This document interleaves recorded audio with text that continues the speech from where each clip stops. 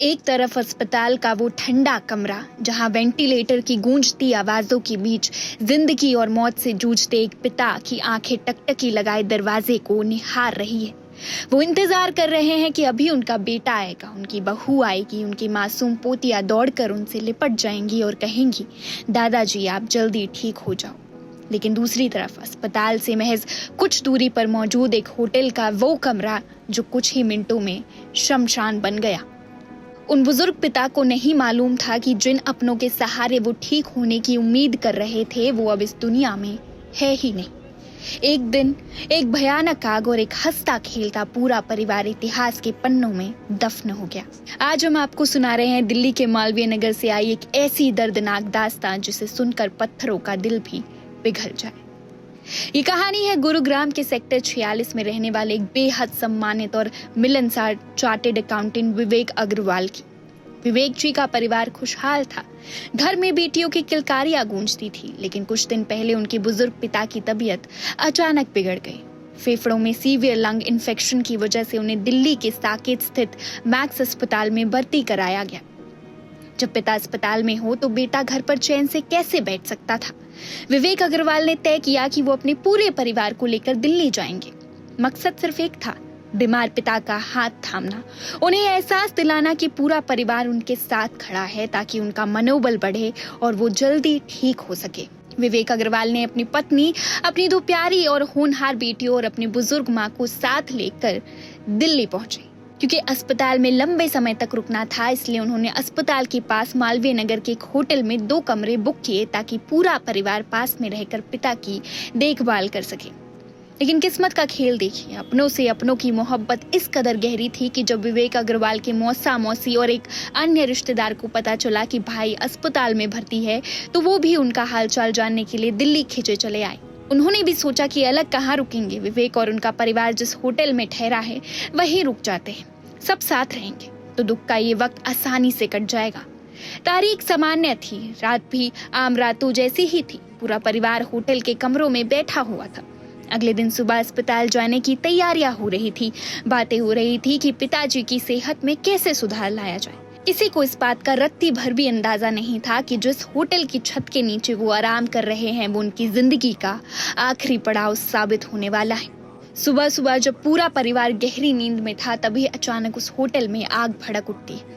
कुछ ही मिनटों के भीतर वो खूबसूरत होटल मौत के जाल में तब्दील हो गया। जहरीला और काला धुआं कमरों के भीतर इस कदर भर गया कि लोगों को सांस लेने तक का मौका नहीं मिला। चीख पुकार मची, लेकिन धुएं और लपटों से बाहर निकलने के सारे रास्ते बंद कर दिए गए थे। वो इमारत किसी कब्रिस्तान जैसी बन चुकी थी। स्थानीय लोगों और प्रत्यक्षदर्शियों के माने तो झुलसने और दम घुटने की वजह से विवेक अग्रवाल, उनकी पत्नी, उनकी दोनों बेटियां, उनकी बुजुर्ग माँ और उनके मौसा मौसी समेत कुल 8 लोगों की दर्दनाक मौत हो गई। एक झटके में 3 पीढ़ियां खत्म हो गई। गुरुग्राम के उस घर में जहां कभी खुशियां बिखरी रहती थी, वहां अब सिर्फ एक सन्नाटा और बिखरी हुई यादें बची हैं। पड़ोसियों का कहना है कि विवेक जी इतने मददगार इंसान थे कि RWA से लेकर हर सामाजिक काम में आगे रहते थे। उनकी पत्नी ने बच्चों के भविष्य के लिए अपना बिजनेस तक छोड़ दिया था। दोनों बेटियां माता पिता की आंखों का तारा थी, लेकिन एक ही रात ने सब कुछ राख की ढेरी में बदल दिया। इस दिल दहला देने वाले हादसे के बाद अब जांच एजेंसियां हरकत में आई है। दिल्ली पुलिस ने होटल के मालिक लवकेश बजाज को हिरासत में ले लिया है। शुरुआती पूछताछ में पता चला कि इमारत पहले एक खादी की दुकान हुआ करती थी, जिसे 3 साल पहले होटल और गेस्ट हाउस की शक्ल दे दी गई। पुलिस ने मामले की गंभीरता को देखते हुए होटल मालिक और उसकी पत्नी के खिलाफ लुकआउट सर्कुलर भी जारी कर दिया है ताकि कोई देश छोड़कर भाग न सके। मालवीय नगर थाने में BNS की गंभीर धाराओं के तहत FIR दर्ज की गई है, जिसमें गैर इरादतन हत्या और लापरवाही बरतने के आरोप शामिल है। लेकिन यहाँ सबसे बड़ा सवाल सेफ्टी स्टैंडर्ड्स का है। क्या उस होटल में फायर NOC थी? क्या आग बुझाने के उपकरण काम कर रहे थे? क्या इमरजेंसी एग्जिट पर्याप्त था, या फिर चंद पैसों के मुनाफे के लिए सुरक्षा के नियमों को ताक पर रख दिया गया था, जिसकी कीमत इस बेकसूर परिवार को अपनी जान देकर चुकानी पड़ी।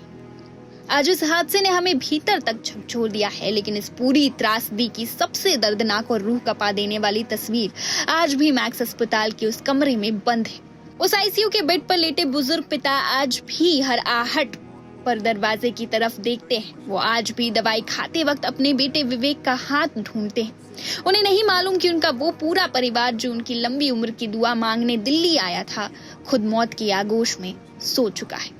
प्रशासन जांच करेगा, एफआईआर दर्ज होगी और शायद किसी को सजा भी मिल जाएगी, लेकिन कानून की वो फाइलें क्या उस पिता को उनका पूरा परिवार वापस लौटा पाएगी? और सबसे बड़ा सवाल, जब उन बुजुर्ग पिता का इन्फेक्शन ठीक होगा और वो होश में आकर पूछेंगे कि मेरा विवेक कहाँ है, मेरी पोतिया कहाँ है, तो इस दुनिया का कौन सा इंसान उन्हें ये सच बताने की हिम्मत जुटा पाएगा?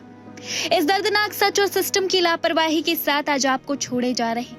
आप देखते रहिए one India Hindi. Subscribe to One India and never miss an update. Download the One India app now.